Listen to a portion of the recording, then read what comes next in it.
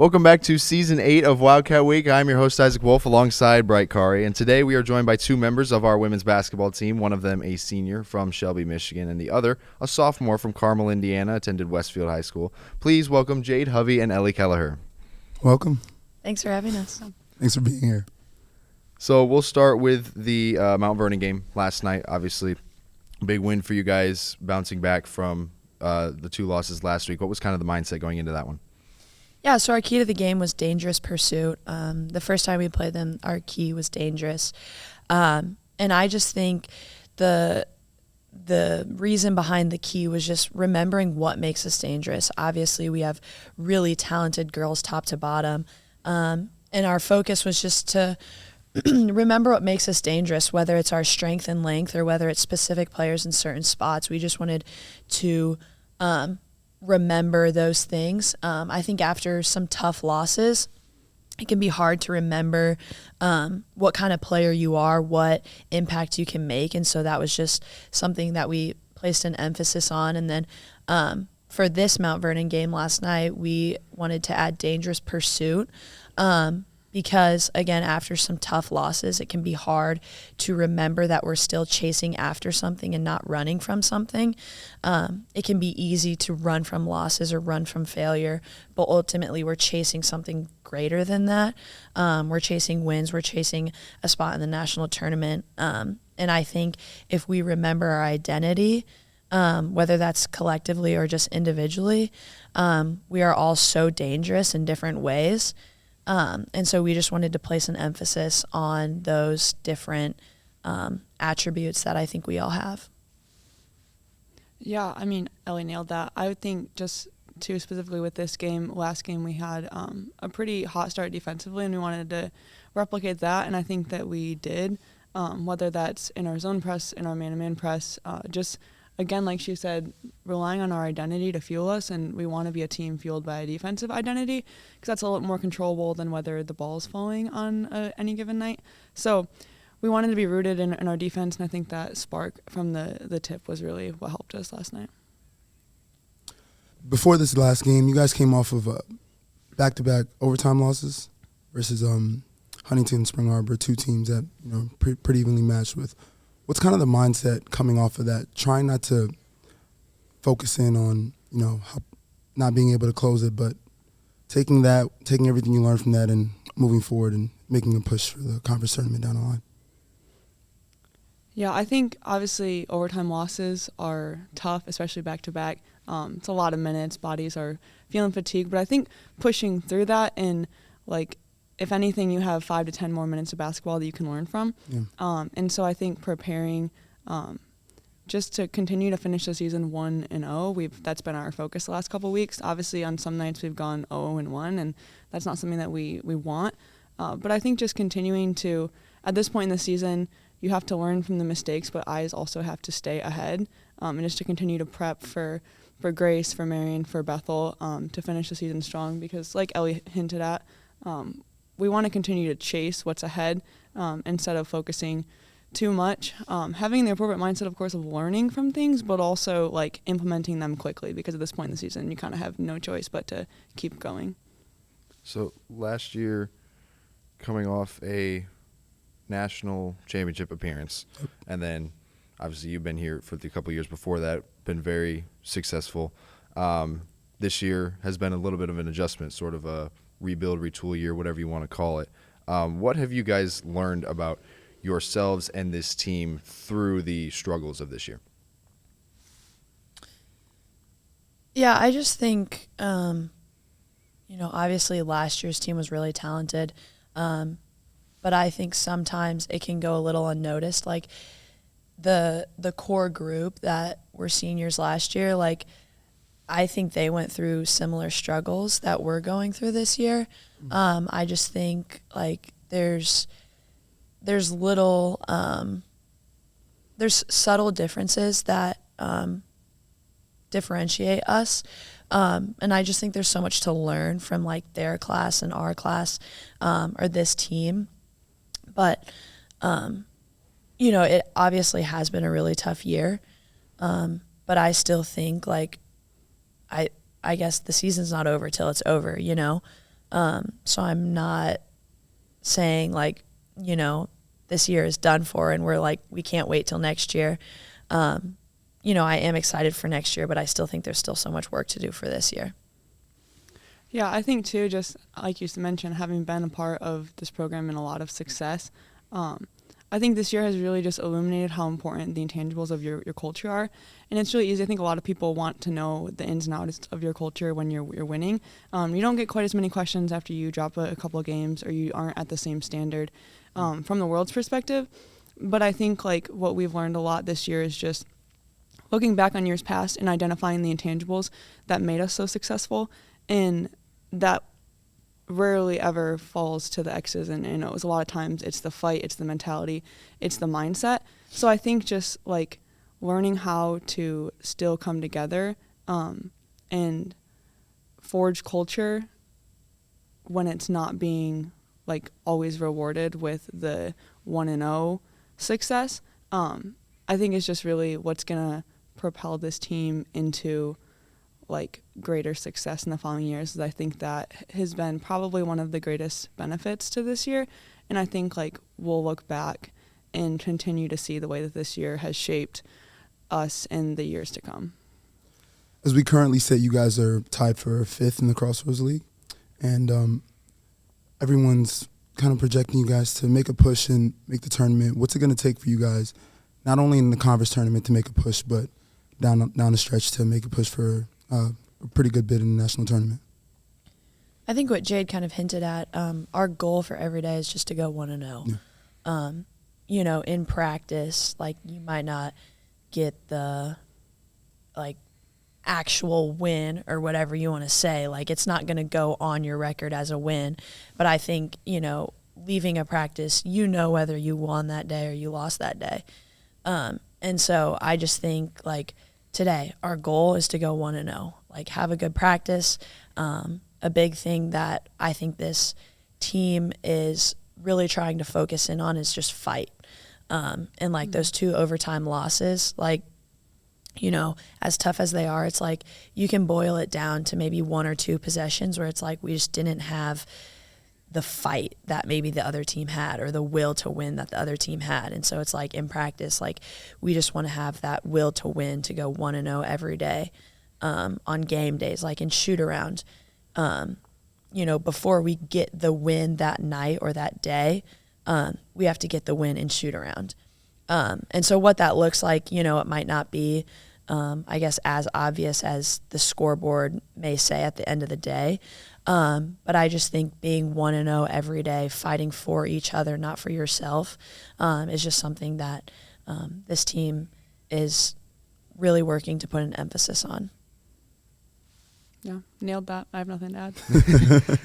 Jade, for you, obviously as a senior, how have you stepped into a leadership role this year, you know, handling all the different nuances that have come with this year? And then who are some of the examples that came before you in terms of leadership that you kind of modeled how you want to lead after? Yeah, that's a good question. I think leadership this year has just been being humble enough to accept whatever role is asked of me, and I haven't been perfect at that. I would say that's been the goal. Not that I've accomplished elite humility, but I think just from playing different positions, playing different amount of minutes, just constantly accepting that whatever the team needs from me is what I'm going to provide. And like I said, in no way have I been perfect at that, but that's just been something that I think has been the unique leadership challenge this year. Because I think leadership has looked different for me in years past.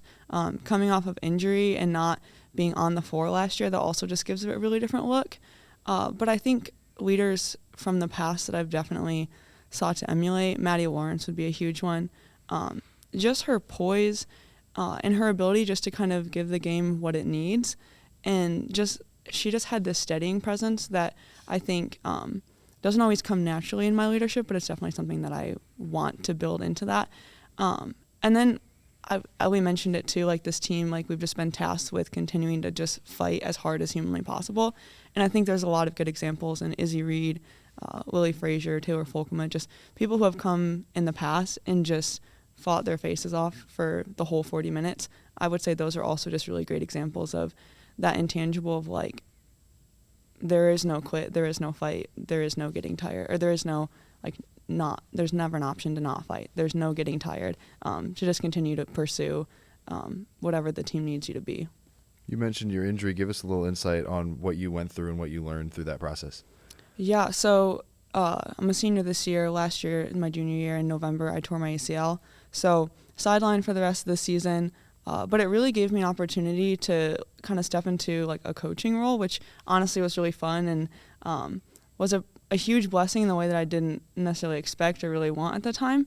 But I think it really gave me a lot more insight into the game and what the game needs at any given moment. And just also I think helped me see different ways to motivate and to encourage and to inspire, which then I think has paid dividends this year as we are just with a group that has stepped into, almost everyone stepped into a new role. There's not really a lot of people who came back and did the exact same thing.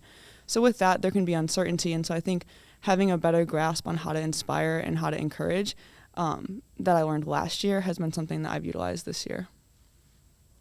You two do an amazing job embodying what being an IWU women's basketball player means. And I want to ask you guys why IWU. Like the process of coming here, the recruitment process, talking to Whaley, getting to know the program. Why is it that you made a decision to come here? Do you want to start? Sure. I guess for me, like to be quite honest, like when IWU was interested, I was like, oh, like, you know, cool, but it was never like, this is my dream offer. Like, I know this is where I want to go. Where I think a lot of girls have a little bit of that experience. Like maybe they are waiting for the IWU offer. They really want the IWU offer. As soon as they get the IWU offer, it's like, yep, like I'm coming here. For me, that wasn't necessarily the case. But my, like, I guess motto in the recruiting process was every school that gives me an opportunity, I'm going to give them an equal opportunity. And so, like, whether it's Coach Whaley, Coach West, Coach Ann, whoever it was, they would invite me to different things. And obviously, if my schedule was permitting, I would always do my best to say yes. And every time I would come here, like, I never really felt like a recruit. Like, there were other places where I would go, and it was like, oh, like, you know, be nice to Ellie because she's a recruit. Like, I just kind of got that vibe. And it was almost like, you know, everyone put on your recruiting hats because we have a recruit. Whereas whenever I came to IWU, it was always just like, be who you are because, like, Coach Whaley has confidence in us that he recruited good kids that are going to attract other kids who are also, you know, going to meet that standard. And so, like, when I would come here, whether it was overnight visits, like with Emmy or whoever it was, like, they were just always incredibly welcoming. And along with that, like, it was about basketball, but there was just such a deeper level of connection that everyone desired beyond the basketball court, whether that was spiritually, relationally, whatever it was. Like, yes, obviously you're coming here to be a basketball player as well as a, you know, student. But, like, I just felt like the relationships and the spiritual growth that was desired was far greater than the basketball performance. And I just think, like, all of the girls, you know, when I was being recruited, emulated that so well. And I just think that was so attractive. Yeah, I think Ellie's experience, like, is probably what a lot of our recruit experiences were. Gosh, recruiting, that was ages ago. I would say, like, similar experience, like, obviously traditional recruiting, you talk to the coaches, you come to campus, you play open gym. But I would say, like, in a couple of my conversations with Coach Whaley, it was just clear, again, like Ellie mentioned, that, like, winning and having a high amount of success is the goal and the standard, but also, like, paired with that, like, just a pursuit of Christ and, like, becoming more intentional Christ followers, better women, better leaders. And after, like, going through high school and experiencing injury in high school too, I just knew that I couldn't be somewhere where basketball was going to be all that was wanted from me. If I was only a basketball player, I'd burn out, and I just didn't think that I could continue to play if that was going to be like what was asked of me. And so I just felt like with conversations, obviously with all of the coaches, but I remember a couple like key with Coach Whaley, which obviously every member of the coaching staff has different impact, but I just remember being like having the understanding that like if this is what the head coach and like that's what his philosophy is, then that's going to boil down throughout the rest of my experience. And so I would say just like a couple conversations with him where it was just really clear that in success and in failure from the X's and O's, the wins and loss record, like chasing Christ was still the standard. And I just knew, I don't even think I really knew how much that meant. Like looking back, it's almost like, man, I'm glad that I made the decision with my 18-year-old brain because I didn't even realize the impact it would have in the next 4 years. You talked about how that was ages ago, but your sister just went through that process last year, and she ended up here. So talk about, did you play a role in that? Were you alongside of her for that decision? And if not, what's it like playing with her now? Yeah, Addie's experience was a little bit different because she's also a phenomenal track athlete. So she had offers for track and field as well. So with that consideration, it was a little bit different. And I would say like Addie and I are very different people, just in personality and likes and dislikes. And so there was always ultimate support, but I wanted her to end up at the place that was going to be the best fit for her. And as she went throughout her recruiting process, it became that place was here. But yeah, she had some incredible opportunities, and I think that coming here has been such a good fit for her. And even through the typical freshman experience of like, you're just learning all of the things, like head is spinning, trying to, figure out just all the things that freshman athletes deal with. She's grown so much, and I've really been proud of her. And it's just been such a gift to play with her again. My senior year of high school, she was a freshman in high school, but I was injured my senior year, and so we didn't get very many games together. So we've already played more games together in college than we ever did in high school. So it's just been a huge blessing to be able to play with, like, my little sister. So. You talked a little bit about Iowa being a Christ-centered approach, and I wanted to know what you guys' team does for spiritual growth and spiritual development, and how your relationship with God has grown since you've been here. A couple different things. We have weekly small groups on Wednesdays. Team chapels will go through a Devo series or have different speakers come in.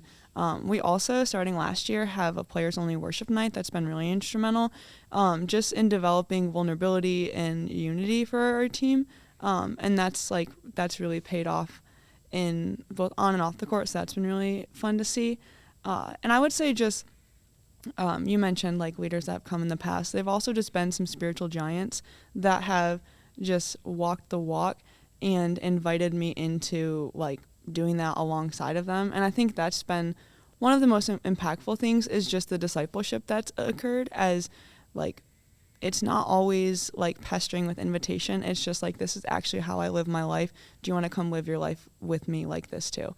So I think like that's been one of the most fun things that I've been able to see and kind of go through that process, and then now be at the end of it and like be turning back and offering the same thing to younger players. I think that's one of the things that makes this place so special and keeps us so spiritually focused, is that there are external opportunities, but it really comes from the inside and the heart of the players that make up this team. And I think that's what's so impactful. I think there's also a huge accountability piece that lies within this team. So like, for example, Jade and I live together, and there's 4 others, and like every morning without fail, there's someone like getting in the Word, doing their quiet time. And so like for me personally, like, sometimes it's like, oh, well, it's early in the morning, like I'm just going to do it after this class.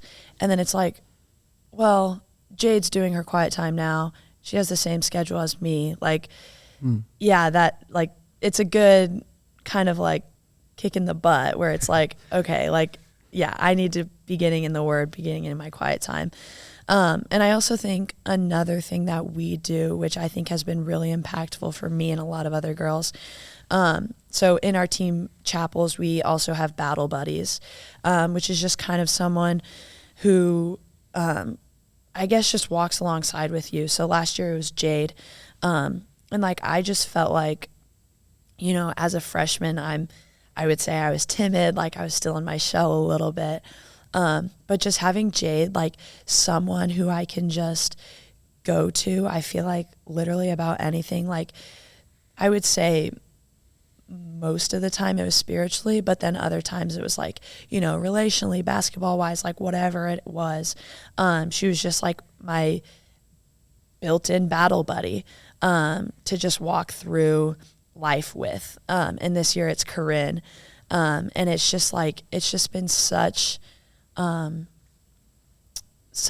good relationships, I would just say. Just like, that's just another example.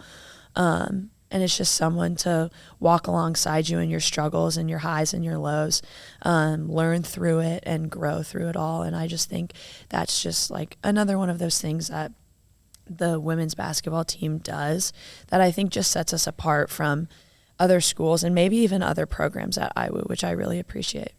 You mentioned coming out of your shell a little bit. What has been your biggest area of growth in your time here, whether that's on the court or off the court?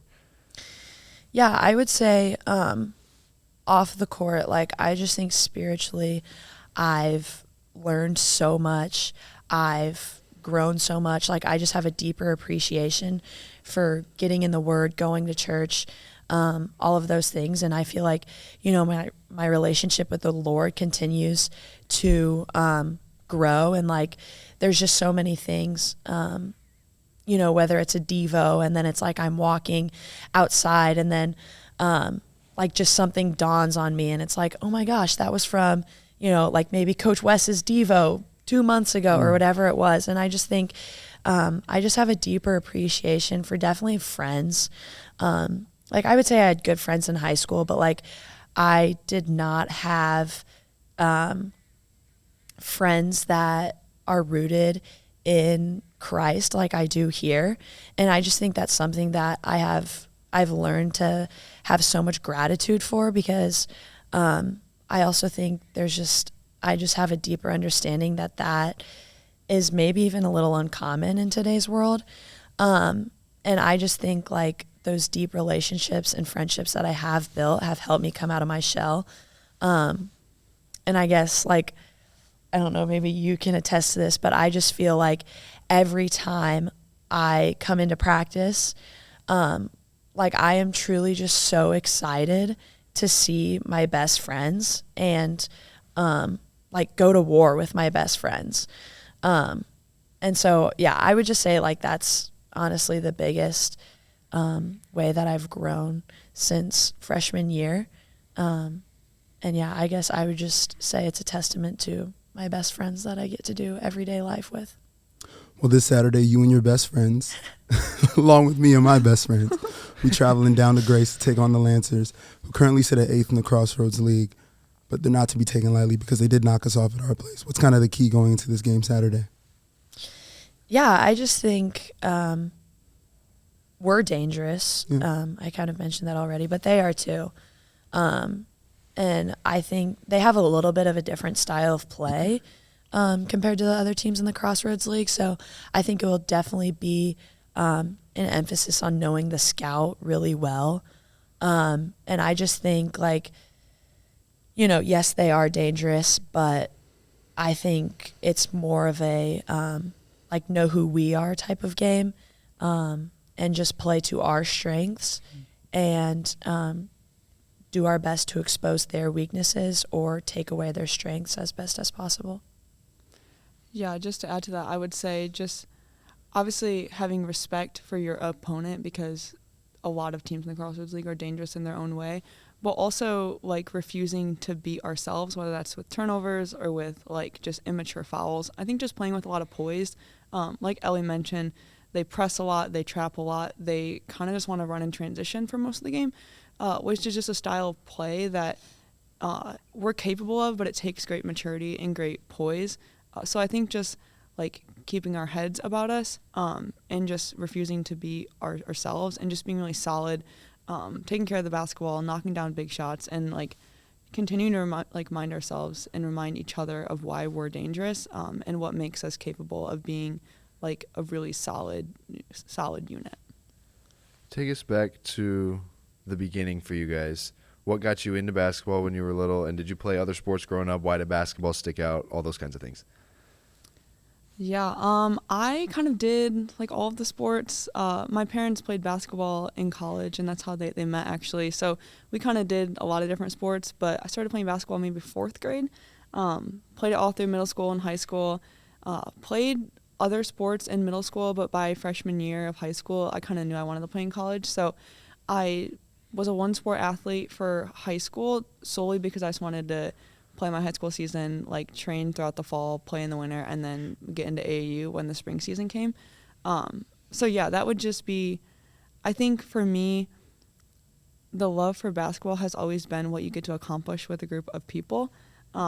It's less about the X's and O's of the game and more about like coming together to produce something that's greater than the sum of like the parts of a team. I think that's just what continues to drive me. Equals 3. Was that a bad answer? No, that was a great answer. No, it reminded us of one of our keys to the Yeah. game Oh. a few games ago. Got you. Great answer. Coach T&R. Yeah, for me personally, I want to say I started in about 1st grade. Growing up, I had 2 older brothers and 2 older cousins, so I was typically, well, I guess I'm the youngest girl in the family, and I'm the only girl. So I think growing up, honestly, I would cry a lot. We would be outside, typical Indiana house, basketball hoop in the driveway. We would be playing basketball. Something would happen. I would get punched. I would get pushed over, whatever it was. I would come in crying. My parents, grandparents, uncle, everyone would be inside, and I'd be like, they're being mean to me. Like, it's no fair out there. And my dad would always say, like, well, do you want to play outside with the big kids and the boys, or do you want to stay in here? And, typically I would wipe up my tears, and I would say, well, I want to be outside with the big kids. There you go. And then I probably cried 3 more times that day, but, but in 1st grade it was co-op, and so I would play with the boys, and I was typically one of the only girls, and they would never pass the ball, and I would always be frustrated with that. But then I think by like 2nd or 3rd grade I was playing with the girls, and I always played up, and it was just something that like I just always loved, I think, because it was something like I always got to do with my brothers and my cousins. And, I just think like from such an early age, like I think I was always like decently talented. And so I think that made me like basketball maybe a little more, but also again, just like being able to go outside with my brothers and just shoot for hours upon hours. And just build that relationship. Like I think, again, it just goes back to the relationships that I made. Like I just think the relationship with my brothers through basketball was so much stronger. And then, I got into AAU. I feel like, again, fairly young, and, just the trips that we made for AAU back when AAU wasn't all about recruiting and everything like that. Like, those are just such fond memories. Running around the hotel room, like probably making a lot of people trying to sleep mad, but like those are just such good memories. And honestly, some of my best memories from basketball growing up. But I was also always a swimmer. So we have a neighborhood swim team, and I started, I think, when I was 4. So that was never something I truly had a passion for, honestly. It was just like a neighborhood thing that you did for a month, which I enjoyed. But once I got older, I started to swim for the middle school team, and then I realized like swimming was great conditioning for basketball. So then I started to appreciate swimming a little more just for the basketball aspect of things. But other than that, honestly, it was really just all basketball growing up. But yeah. The last thing I wanted to ask you guys is about potentially having to travel the national tournament. Jade, if I'm not mistaken, this would be the first time in 4 years that you guys would travel for opening round. Would the approach be different at all, or would there be any other mentality having to travel to Oregon, California, Nebraska, who knows, for the opening round, or is this just kind of, business as usual? Yeah, right. I mean, obviously, it's been a huge blessing to play opening round at home these last couple of years. A lot of work goes into that, and having a home court advantage and not having to travel for the start of nationals is definitely an advantage. I think all due respect, that's just not something that we're even considering at this point. It's just the mentality is just continue to fight, continue to be 1-0, and to continue to chase the opportunity regardless of where that opportunity takes place. And just a reminder of everything that's still on the table ahead of us. Right. And not to bash your question Right, at right, all.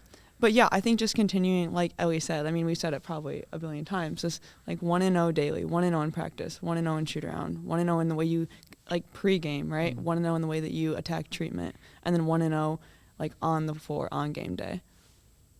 That's great talk. I got nothing else to add. Jade, for your 5th year, tell the people what you're planning on doing and why you came to that decision. Yeah, so originally at the beginning of this year, I was planning on taking my 5th year of eligibility that I have due to injury. But a little bit after Christmas time, I decided that instead of playing, I'm going to become the grad assistant for the women's basketball team next year. So not going anywhere, but more of a coaching role instead of playing. And I think this is something I'm super excited about. It was a really complex and nuanced decision, especially to kind of change my mind after I had been planning on something. So definitely a lot of prayer and a lot of seeking wise counsel through that decision. But I think though I've denied it for years and years, I do have a passion to coach and to teach. So this is, I think, just the next step that the Lord has given me the opportunity to. And yeah, choosing between two really good options was challenging, but this is something that I'm super excited about and just excited to continue to pour into my best friends in a different way, though. As we wrap up, give us your favorite memory or story that you have from your time with the team that is Podcast appropriate. friendly. Please, thank you guys. So probably not biscuit. Definitely not biscuit. Definitely not anything biscuit. No biscuit. Oh, gosh. I would say I can go with more of a sentimental one.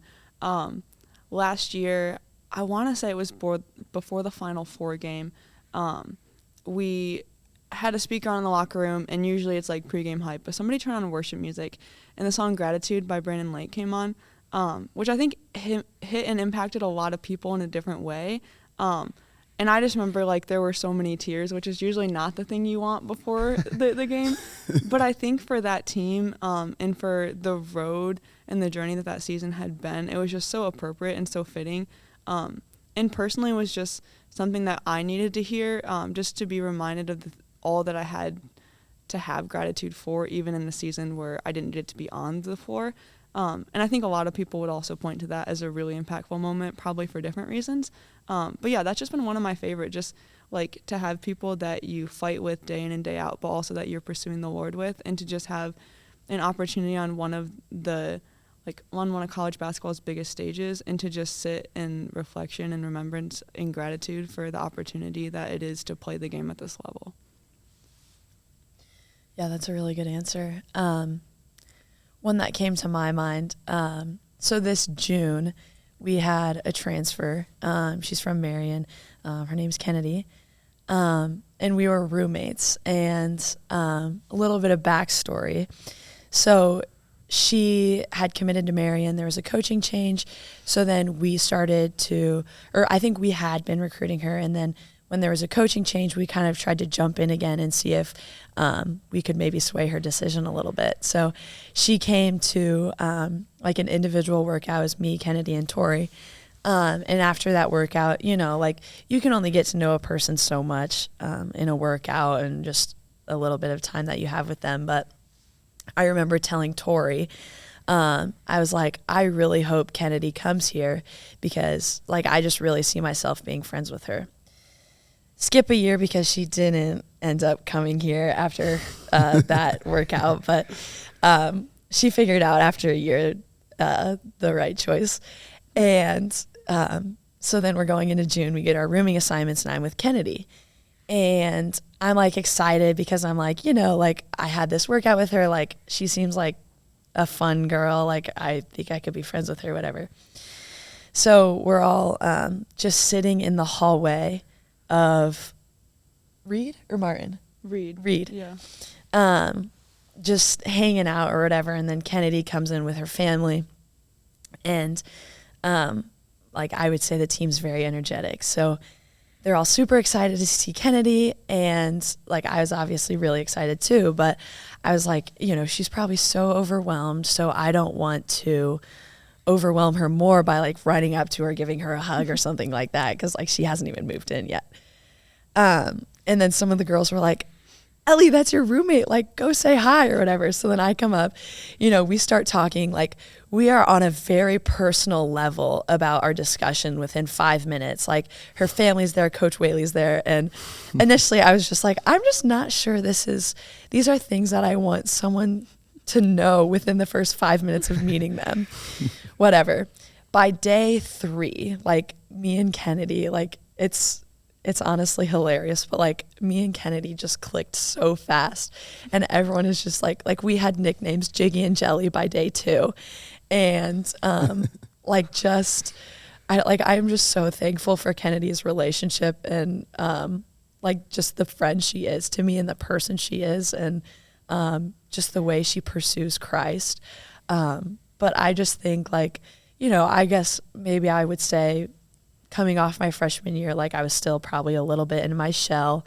But I just think like the friendship that Kennedy and I have, like, it's just something that I'm so grateful for. And I can't even put it all into words. Like we just have so much fun, and I am so thankful for her. We have so much fun, but we also have such meaningful, deep conversations. And we just crack up because it's like by day 4, like I think people would have thought that we had known each other for the last 10 years of our lives. But I just think like our progression in June is just a memory that I think I'll have for such a long time. And obviously a friendship that hopefully I'll have for a long time too. Those are great I answers. can't believe we forgot to ask about this, but quickly, because we don't have a lot of time, summarize JUICE. What does that mean? What does it stand for? Why is it the mantra of your program? Edify. So JUICE is defined as using your gifts to uplift the others around you. And then it stands for joy, unity, inspire, celebrate, edify. And I just think it looks so different in so many ways.